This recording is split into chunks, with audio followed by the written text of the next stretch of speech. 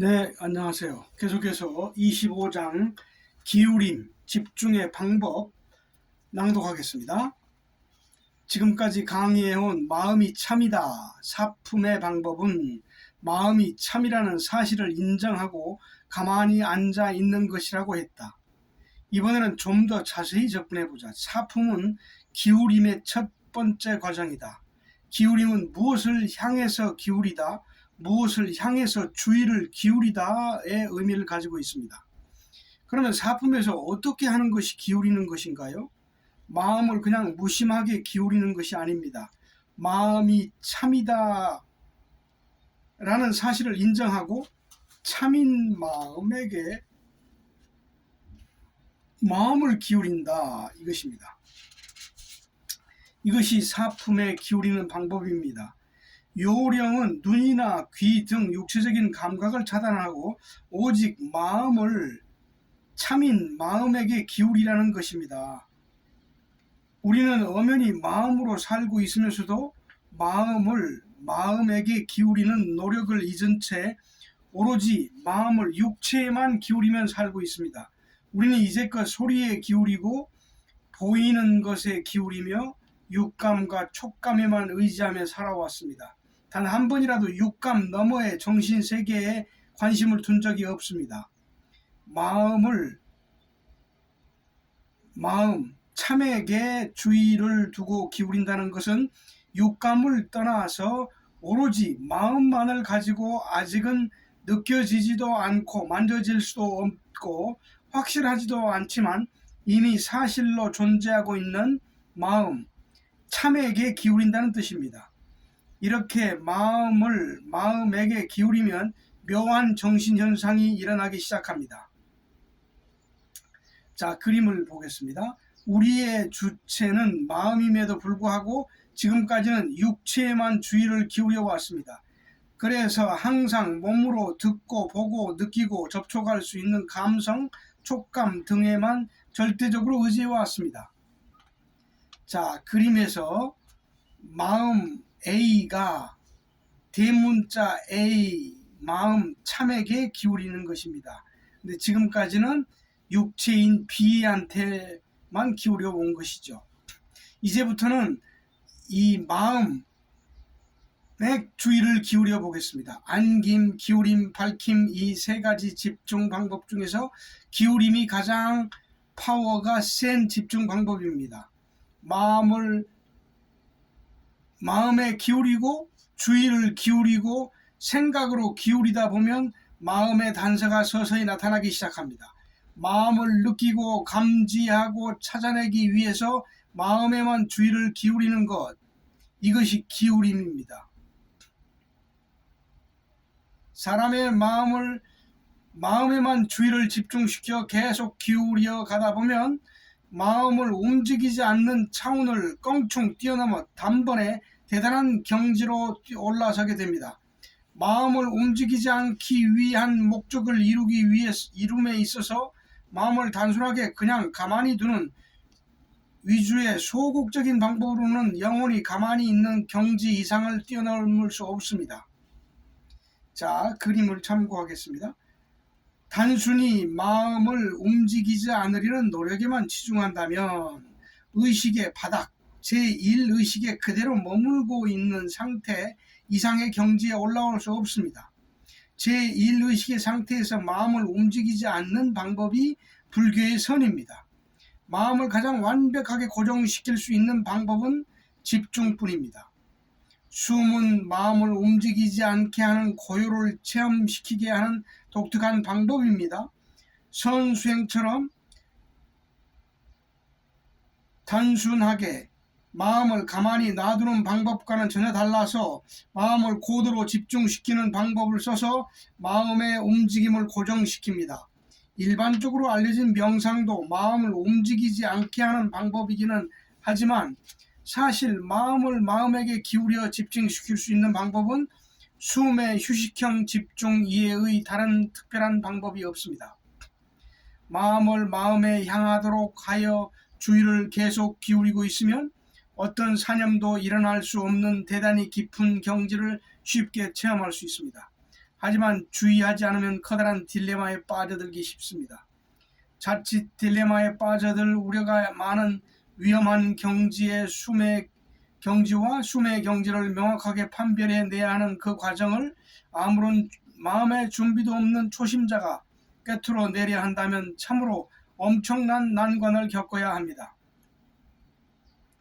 내노라 하는 인류의 지성들이 하나같이 이 벽에 걸려 엉뚱한 집중의 길로 빠져나갔기 때문에 더 이상 앞으로 나가지 못하고 있는 것입니다. 그만큼 어려운 문제를 여기서 정리해 보고자 합니다. 마음을 가지고 마음에만 계속 집중하고 있으면 머지않아 육감이 완전히 사라져 버립니다. 이렇게 되면 들리는 것도 보이는 것도 그 어떤 느낌도 전혀 없는 상태에서 오로지 마음에 대한 느낌만이 남게 됩니다. 우리가 알고 있는 모든 의식들은 거의 대부분이 육체에서 기인되었습니다. 육체를 떠나서 이루어지는 것은 거의 없습니다. 따라서 지금까지 보고 듣고 배운 것이라고는 전부 눈, 귀, 코, 육감 등을 통해서 알게 된 정보에 불과할 뿐입니다. 육감을 완전히 지워버린 채 순수한 마음의 기능만으로 마음의 귀를 기울여 볼 수 있는 교육을 받아본 적이 없으므로 마음에 대한 정보 또한 일체 접해보지 못하고 있는 상태입니다. 여기에서의 귀는 육체의 귀가 아닌 마음의 귀를 뜻합니다. 기존의 수련 방법으로 마음의 귀를 기울이는 것에 성공하면 삼매에 빠져들게 됩니다. 달리 말하자면 참선에 열중하고 있다가 빗나가서 정에 빠지는 경우가 될 것입니다. 정에 들어가 버리면 한 달이 다 지나도록 그대로 앉아있게 됩니다. 본인은 자신이 어떻게 해서 오랜 시간 동안 앉아있게 된 것인지를 전혀 모르는 상태에서 시간이 훌쩍 지나가 버리는 것입니다. 이때 만약에 잘못될까 걱정이 돼서 사람을 살려내야겠다고 우선 병원에 입원시켜놓고 주사라도 놓는다면 생명이 위험해집니다. 참선하다가 빗나가서 집중에 빠져 정에 들어가게 되면 육체의 감각이 사라진 채 마음의 세계로 완전히 몰입해 들어갑니다. 이렇게 되면 정에 든 당사자의 마음이 육체를 통해서 외부를 향하여 말을 하거나 움직일 수 있지만 외부로부터 전해오는 감각은 전혀 느끼지 못하게 됩니다. 이 상태에서는 남이 자신의 육체에 손상을 입힌다 해도 전혀 감각을 느끼지 못하는 상태가 됩니다. 다시 말해서 마음 밖에서 벌어지는 일을 전혀 감지할 수 없는 상태가 되는 것입니다. 미국 NBC TV에서 보도한 예언가처럼 일단 정에 들어가 놓으면 눈에 강한 빛을 비춘다 해도 전혀 모르며 단지 마음의 세계에서 보여지는 것만을 보고 있는 상태가 됩니다. 집중의 힘에 의해서 깊은 수면에 들어가 있는 수준 이상의 깊은 상태로 들어가는 것, 이것을 정에 든다고 합니다. 요가인들이 주로 사용하는 삼매의 경지를 정에 든다, 입정에 든다고 하는데 이 모두가 잘못 나가는 것입니다. 정에 들었다 하면 그 사람의 영혼은 더 이상 갈 곳이 없습니다. 이것은 절대로 경지가 높아지는 것이 아닙니다. 수면 상태에서 잠재의식을 활용하는 것보다는 맑게 깨어서 잠재의식을 활용하는 길로 가야 합니다. 정에 들면 초인 에드가 케이시처럼 의식이 완전히 없는 상태에서 의식의 여행을 할 수는 있습니다. 의식의 여행 과정에서 보고 듣는 것을 전해주는 것이 그 흔한 예언입니다. 그리고 의식이 돌아오면 자신이 무슨 일을 했는지 전혀 모릅니다. 꿈속을 헤매이다 깨어난 것이나 다름없는 것입니다. 과연 이것을 올바른 수도의 방법이라고 할 수 있을까요? 정에 들면 유체 이탈이 일어나므로 마음을 빼내서 그 마음만 가지고 얼마든지 돌아다닐 수 있습니다. 원래 마음이라고 하는 것은 육체에만 붙어 있는 것이 아니고 시간과 공간에 구애받지 않고 아무 곳이나 오갈 수 있게 되어 있습니다. 가만히 앉아서 천리를 내다볼 수 있는 것이 우리의 마음입니다. 일반인들은 육감이 사라지고 입정의 상태로 들어가야만 가능한 일입니다. 이와 같이 정에 빠지는 것을 차단시키고 올바른 길로 인도하기 위해서 숨의 기울임이 필요한 것입니다. 이러한 부작용을 방지하고 완벽하게 마음에 기울이기 위한 것이 마음이 참이다라는 사품의 숨뜻입니다. 이 숨뜻을 통해서 아무리 부인하고 발버둥쳐 봐야 태어날 때부터 이미 되어 있는 조건, 노력해서 마음이 참이 되는 것이 아니고 어쩔 수 없이 참이라는 깨달음에 이르면 참이 나타납니다. 하지만 그 이전에는 어떻게 해서 마음이 참이 될 수 있는지에 대하여 도저히 알 수가 없는 일입니다.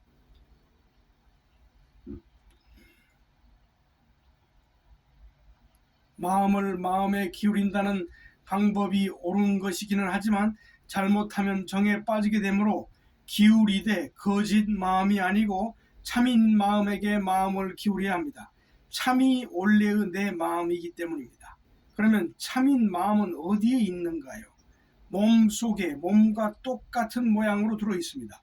참인 마음이 몸 속에 들어 있으므로 몸 속에 있는 그 마음, 그 참에게 귀를 기울여야 합니다. 이것이 기울임의 올바른 방법입니다. 직접 실기를 해보겠습니다. 내 몸속에 참이라고 하는 마음이 있다. 내 몸속에 참이 있다. 그 참에게 내 마음을 기울인다. 참에게 나의 모든 관심과 주의를 집중시킨다. 참에게 내 마음을 집중한다. 참은 이미 내 속에 있다. 그 참을 느끼고 만지고 보기 위해서 주의를 기울인다. 귀를 막고 눈을 감고 육체를 버리고 촉감도 육감도 다 버리고 오직 마음으로만 참에게 기울인다. 육체에 속해 있는 감각기관으로는 참을 볼 수도 느낄 수도 없다. 마음은 육체의 소관이 아니기 때문입니다. 우리에게는 마음이 있다. 그 마음으로 참에게 모든 주의를 집중시킨다. 마음으로만 기울인다. 오로지 참인 내 마음에게 기울인다. 이 집중처는 몸속 어디든 상관없습니다. 대체적으로 속이라는 개념만 가지고 있으면 됩니다. 두뇌를 쓰면 열만 발생하게 되므로 신경 쓰지 않도록 합니다. 전체적으로 대의적으로 몸속에 실제하고 있는 참에게 기울이는 훈련을 몇 개월 계속하다 보면 눈도 귀도 사라지는 대단히 깊은 경지에 들어갈 수 있습니다. 짧은 시간에 상당히 깊은 고요를 체험할 수 있는 방법입니다. 이것을 4에서 6품까지 계속해 나갑니다. 한마디로 요약해보면 마음을 마음에 기울이되 마음을 참이라고 바꿔놓고 그 참에 귀를 기울이는 것입니다. 어차피 마음은 참이기 때문입니다. 5품 참이 나다. 자, 4품 A, 4품에서 마음이 나, 5품 참, 6품 나. 자, 그래서 이전에 생각했던 스몰 a, 소문자 a 나가 대문자 a 마음을 나로 인식하고 있었으나 사품 마음이 참이다 를 통해서 마음 A가 참 B로 바뀌었습니다. 따라서 이전에 평범한 마음 A가 참 B로 완전히 대체된 것입니다. 이렇게 해서 마음이 참으로 변했기 때문에 이제는 참을 나로 할 수 있게 된 것입니다. 이게 5품입니다. 4품에서 참이 내 마음은 마음이라는 것을 통해서 집중했지만 5품부터는 참이 된 마음, 즉 참을 직접 나로 하여 집중하기 시작합니다. 즉 참은 똑같은 참이지만 이 참을 4품에서는 마음이라고 생각하고 있었지만 5품에서는 참을 직접 나로 하여 받아들이게 됩니다. 6품에서는 참으로 있다는 숨뜻이 기다리고 있습니다. 참에 대한 집중을 계속하다 보면 나 자신이 직접 참이기 때문에 참이 참에게 기울이는 것이 됩니다. 참이 참에게 기울인다는 것은 결국 참으로만 앉아있게 되는 것입니다. 참이 되어 앉아있는 나 참에게 계속 주의를 기울이고 있으면 됩니다. 이쯤에서 숨의 전체 구조를 대나무 마디에 비유해서 정리해 보겠습니다. 여기에 9마디를 가진 대나무가 있다고 합시다. 원래 스승의 위치는 영표가 있는 자리에 있는 것입니다. 하지만 모두들 일의 위치에 서서 꼭대기에 있는 9번째 마디를 올려다보면서 아, 스승님은 저 위에 올라 앉아 계시는 것이지 하며 상상 속에 스승을 보는 착각에 빠져 헛것을 보는 것입니다. 스승이 위치하고 있는 자리는 1의 자리도 아니고 9의 위치도 아니고 오히려 첫 마디 뒤쪽에 있는 것입니다. 첫 마디에 고정되어 있는 사고방식은 이제부터 참이 되어야 한다는 의식입니다. 자신의 근본이 참이라는 사실을 부정하고 있는 의식 상태인 것입니다. 이런 의식을 바탕으로 하여 마음이 참이며 참이 나다는 정보를 열심히 되뇌이는 것만으로는 도약해 올라갈 수 없습니다. 첫째 마디에 메인 마음을 고친다고 해봐야 과연 얼마나 고칠 수 있을 것인가요? 무슨 방법을 쓰든지 간에 마디를 관통해서 위로 올라가야 스승이 있는 위치를 파악해낼 수가 있습니다. 대나무 마디를 뚫고 올라가는 수 있는 유일한 비결은 기울임 뿐입니다. 기울이는 것이 정보 교환이요 집중이며 실질적인 참 에너지이기 때문에 자리를 박차고 힘차게 뛰어 올라갈 수 있게 된 것입니다. 기울임은 집중의 으뜸이 되는 방법이지만 포괄적인 의미를 가지고 있는 집중을 우리말로 옮기면 됨입니다. 쉽게 말해서 뭐가 되든 되어야만 이룰 수 있다는 얘기입니다. 되게 할 수 있는 가장 좋은 방법은 집중이며 되게 되는 가장 좋은 비결 또한 됨뿐입니다. 됨이라는 낱말은 정신을 가장 능동적으로 한 곳에 모아서 이루어지게 한다라는 의미를 가지고 있기 때문에 집중에 가장 적합한 우리말이라고 할 수 있습니다.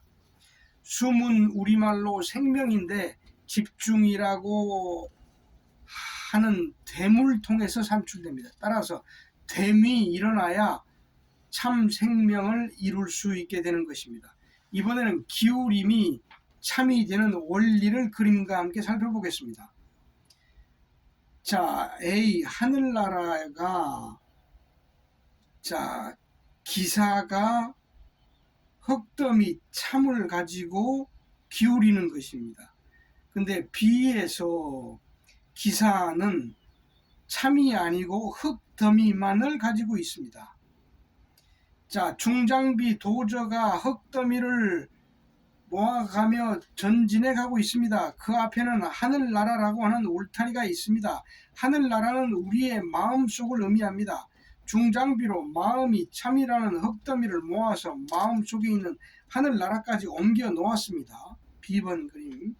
그동안 중장비 기사는 눈을 감은 채 계속 앞으로 전진하고 있었습니다.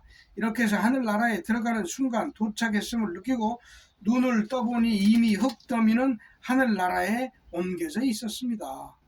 여기서 참이라는 흙더미를 밀고 들어가기까지의 행정을 기울임이라는 집중입니다. 이론에 의한다면 이때 하늘나라 속으로 밀려 들어간 흙더미는 이미 완성된 참으로 변해 있어야 하지만 여전히 흙더미로 남아 있을 뿐입니다. 상황이 이렇게 되자 도저를 운전하고 들어간 기사는 참이 되지 못한 흙더미를 보고 크게 실망하고 돌아 나옵니다. 그러나 돌아서는 그 순간 자신의 몸에서 발하는 빛을 발견하게 됩니다.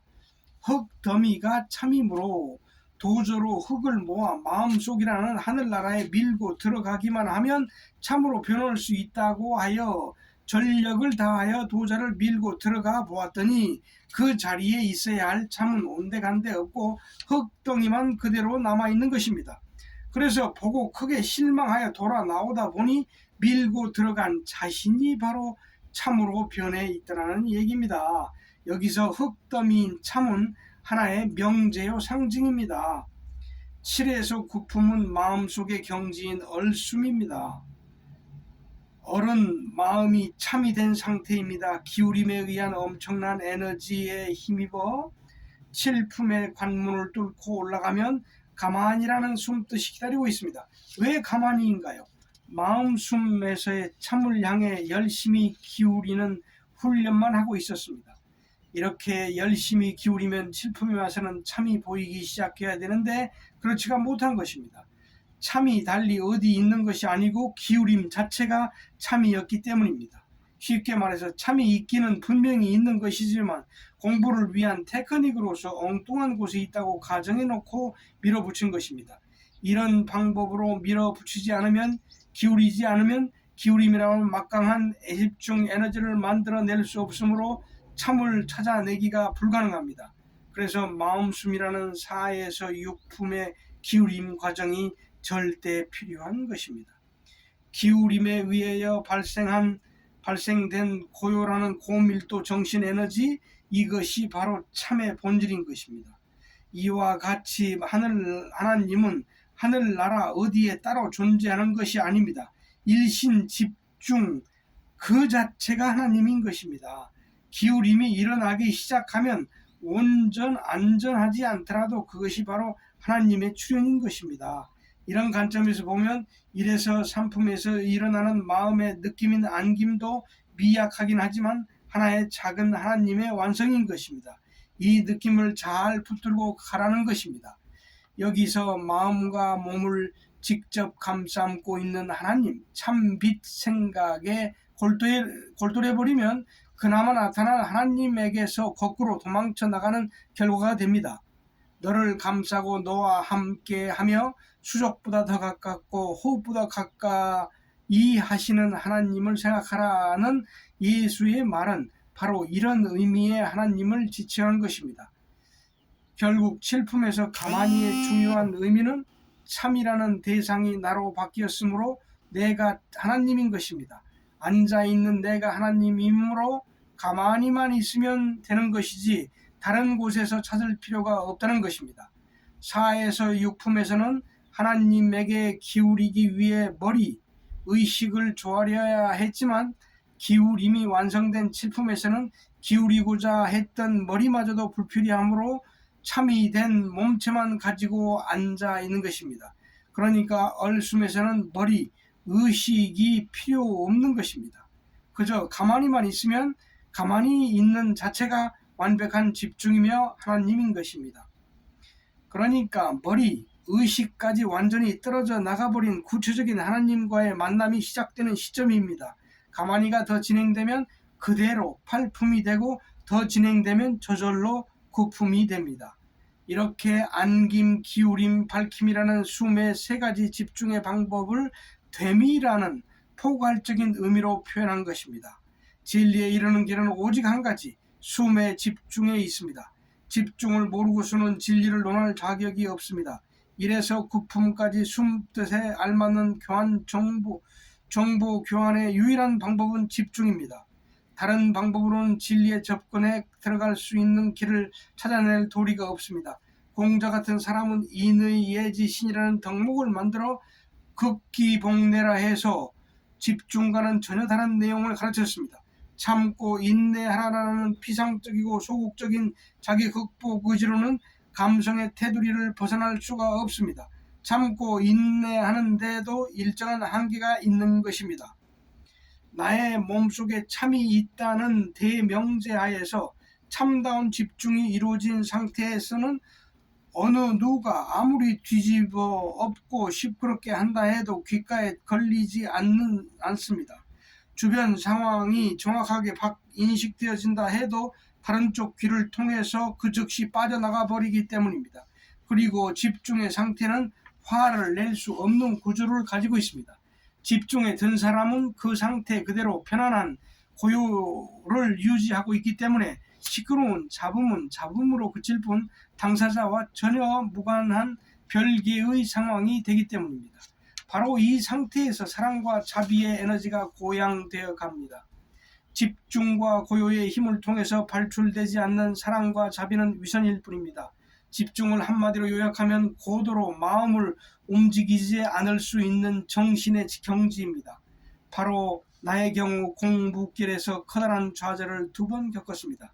첫째는 선도의 입문에서 신선이 되고자 초능력을 마스터하기 위해 뼈를 깎는 고통을 치르면서 대단한 집중의 경지에 이르기는 하였으나 어차피 허물어질 수밖에 없는 것임을 깨닫고 그 경지를 박차고 나와 모든 능력을 버려야 했습니다. 2번째로는 무아를 깨닫고 진화를 찾아서 해탈을 이루고자 불교에 뛰어들어 견성을 하고 자유를 얻으려 한 일입니다.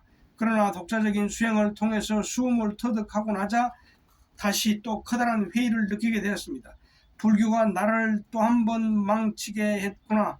왜 이렇게 간단하고 훌륭한 방법이 있는 줄 모르고 견성 하나를 성취하기 위해 그 많은 고생을 해야만 했을까 하는 파란만장한 구도의 여행길하며 인생살이까지도 어찌 그리 기구했던지 회한으로 가슴이 저려야 했습니다. 그러나 한 가지 안심할 수 있었던 것은 내가 없다는 점입니다. 나 없음을 깨우치기 이전에 방황했던 시절, 그토록 완고했던 자존심 내지는 자아에 대한 집착으로 말할 것 같으면 내 자신조차도 치를 떨 만큼 강한 사람이었습니다. 하지만 그 숱한 우여곡절 끝에 공부를 통해서 대참여를 하고 마음의 자유를 얻게 되었습니다. 고통을 겪는 와중에도 내가 부처라는 인간은 철저히 받는 완벽을 기했지만 음식을 안 먹으면 배고파 하는 생리적인 욕구는 역시 마찬가지였습니다. 배고픔은 육체가 느끼는 것이므로 견성 하나만 가지고는 육체를 넘어서지 못합니다. 불생불멸함으로 마음의 고통도 없고 죽음이라는 환상이 조금도 놀랄 일이 아니지만 굶으면 역시 죽는다는 사실은 변함이 없는 것이었습니다. 여기서 또 한 번 회의가 왔습니다. 인간의 완전함을 티끌 하나 남김없이 밝혀낼 수 있는 무엇이 또 없을까 하는 미완에 대한 해결책을 구하고자 지성의 안테나를 내면으로 기약 없이 무한정 뻗쳐 들어가야 했습니다. 극심한 내면의 방황에서 오는 육체적 심리적인 고통, 험난한 구도의 길은 가도 끝이 없었습니다. 가르침을 받고자 해도 집중이 무엇인지에 대해 아는 이도 없고 좀 안다고 해봐야 고작해서 참선이나 하라고 앉혀놓고 이것이 깨달음이네 저것이 깨달음이네 호흡을 이렇게 하면 기가 이렇다는 둥 저렇다는 둥 하면서 기 돌림이나 하는 그렇고 그런 공부 방법들 뿐이었습니다. TM의 초월 명상이라 해서 순수식에 도달하는 방법도 나와 있기는 하지만 그 역시 진부한 수준을 벗어나지 못하는 방법입니다. 이와 같은 기존의 수련체제로 다가갈 수 있는 순수의 최고 경지라고 해봐야 숨의 일품 정도에 이를 뿐입니다. 최초의 안김이 일어나는 정신상태가 순수식의 시발점이면 숨과 다른 수도 방법과도 차이를 비교해 볼 수 있을 것입니다. 이와 같이 전반적으로 열악하기만 한 정신문화 환경 속에서 추구하는 것을 찾아낼 길이 막막하기만 했습니다. 숨을 창시해낸 나 자신도 이 공부를 시작할 때 집중이 하나님이고 집중이 참 힘인 줄을 전혀 생각하지 못하고 있었습니다. 나 역시도 하나님은 저 위 높은 곳에 계시므로 내가 닦아서 내 마음을 하나님의 마음 수준에 올려놓기만 하면 되는 것인 줄 알고 있었던 것입니다. 그러니 아무리 노력해봐야 노력일 헛수고일 수밖에 없었던 것입니다. 그러나 현실이 그렇다고 해도 무엇인가 또 있을 것이라는 가능성을 전제해 놓고 남 모르는 가운데 대단한 탐구와 노력을 기울여 왔던 것입니다. 이렇게 해서 아무도 모르게 한 걸음 두 걸음 나아가며 막막한 정신계의 진로를 개척하여 지금의 숨을 완성시키기에 이른 것입니다. 길이요 생명은 무엇이냐는 물음에 대답해 내가 깨우쳐낸 정의는 집중이었습니다. 집중, 바로 그것이 참 빛이었던 것입니다. 그러나 완전한 집중이어야 합니다. 집중은 참 빛이요 참 힘입니다. 집중은 무서운 힘을 가지고 있습니다. 집중을 통해서 쓸 수 있는 힘은 무한정합니다. 또한 집중은 참 생명입니다. 그래서 숨을 집중이라고 하는 것입니다. 우리 집중의 우리말 표현은 됨입니다. 집중이란 사람의 정신, 마음이 한 곳으로 완전히 통일된 상태를 말합니다. 한자어로 정신이라고 합니다. 정신 통일이 하나님입니다. 기공술사들은 필요할 때 힘을 쓰기 위해 정신을 통일시켜야만 하지만 숨의 휴식형 집중을 통해서 간 사람은 잠잘 때나 깨어있을 때나 24시간 전체가 정신통일 깨어있음이 되어 있습니다. 초인생활 하편에 보면은 일심집중이라 함은 정신이 어느 한 곳에 몰두되어 아무것도 모르게 되는 것이 아닙니다. 생활 속의 모든 것을 인식하고 있으면서 정신이 완전한 순수의식의 상태에 간 것이다 라고 정의하고 있습니다. 그리고 예수는 그 집중이야말로 참다운 하나님이라고 말했습니다. 집중은 위대한 참 힘을 가지고 있으며 참 사랑을 가지고 있습니다. 예를 들어 아침에 잠을 깨서도 집중을 풀어서는 안 됩니다. 집중을 풀지 않고 있으면 아무리 몸이 불편하거나 아프더라도 일어나는 것이 짜증스럽지 않고 오히려 기운이 생기며 사랑의 힘이 절로 솟습니다. 굳이 사랑의 힘을 가지려 할 필요가 없는 것입니다. 집중만 하면 그냥 자연스럽게 사랑의 힘이 충만함으로 힘들여서 마음을 바꾸려 하지 않아도 됩니다. 숨은 가장 올바른 집중을 가리킵니다. 집중이라는 단 하나의 행위를 통해서 참 사랑이 되고 참 빛이 되고 참 슬기가 되고 참 생명이 되어 모든 것을 얻게 되니 이 얼마나 간단한 방법인가요? 그리고 집중의 양만큼 깊어지고 고요해져서 힘이 느껴지므로 재미도 따릅니다.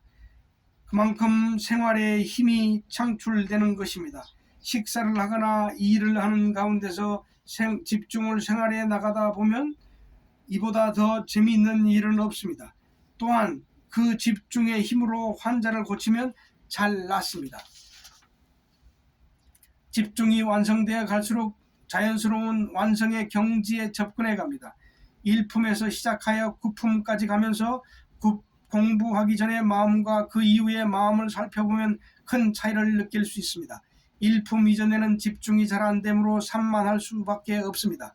이 상태에서 9품까지 와보면 그동안 대단히 힘들게 노력해서 온 것 같지만 그 내용을 볼 것 같으면 공부를 위한 노력이 아니었음을 분명히 깨닫게 됩니다. 이 점에 대해서 9품에 와 있는 마음의 상태가 자연스러운 것인지 1품 이전의 상태가 자연스러운 것인지를 비교해보면 확연히 알 수가 있습니다.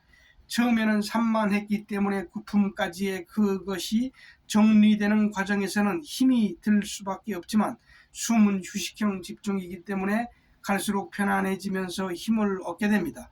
이렇게 집중을 발전시켜서 9품에 와보면 집중이 인간에게 가장 적합한 자연스러운 정신 상태임을 여실히 깨닫게 됩니다. 인간에게 가장 알맞는 정신 상태가 9품을 마친 상태이므로 여기에서 온 사람은 무슨 짓을 한다 해도 1품 이전에 불안정하고 산만한 상태로 되돌아갈 수가 없게 됩니다.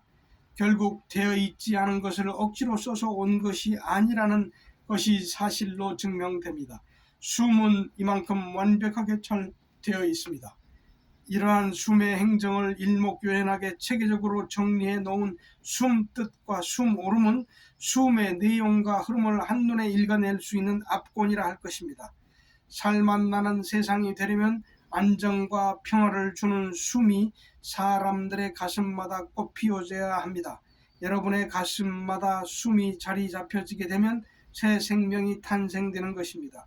집중을 통해야만 새 생명을 얻을 수 있습니다. 부활의 의미 또한 집중을 통해서 확인할 수 있습니다. 집중이 영혼인 것입니다. 이것이 사실인지 아닌지는 가보면 압니다. 집중을 풀지 않고 생활해 나가면 어떤 난관을 부딪혀도 괴로움이 일어나지 않으며 불행을 물리칠 수 있습니다. 그리고 체험된 집중으로 인하여 마음의 힘이 항상 함께하므로 감사함 속에서 인생을 새롭게 살 수 있게 됩니다. 그러므로 모든 삶마다 숨이 함께해야 할 것입니다. 모든 삶마다 가슴마다 숨이 들어있게 되면 온 누리의 숨에 의한 생명력이 가득 넘쳐 흐르게 됩니다. 집중이 주는 또 하나의 매력은 한 품이든 몇 품이든 다 꼈으면 다 깨진 만큼 집중이 된 만큼 생활을 윤택하게 해준다는 점입니다. 반드시 9품에 가야만 뭐가 잘 되는 것이 아닙니다.